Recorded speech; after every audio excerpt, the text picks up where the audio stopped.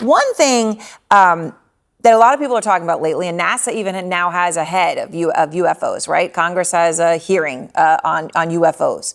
And so people were talking about UFOs and aliens in a more serious way than being on the front of the National Enquirer, the way it used to be. So a Mexican journalist displayed bodies of two supposed non-human beings in front of the Congress in Mexico, okay?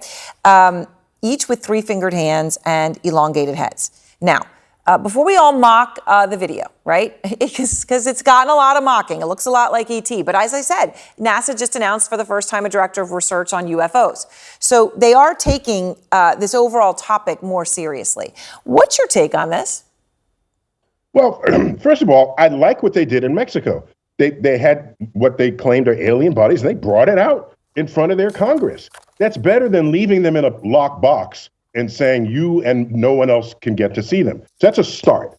But in science, a new truth, an objective truth, is only established when multiple labs can analyze whatever your claim is. When we brought rocks back from the moon, we distributed them to all the labs of the world. So everybody participated in that discovery. So here, bring out samples to others and let other people, skeptical people in other labs, test this. So either verify it or falsify it, and then we move on. What was your reaction when you saw the images? I was surprised because if they're from another planet, why do they look so human?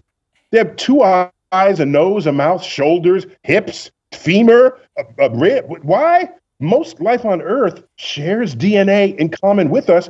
It looks nothing like us. So how could it somebody? So that was my first thought. Second, any corpses or mummified remains, there is no bone in your nose. It's an open hole into your skull. These aliens have intact noses, okay? If indeed that is their nose, okay? I don't know for sure. That's odd after 2,000 years to still have a nose with two cavities in it. So that's odd, but they should share it. That's how we determine what is true and what is not.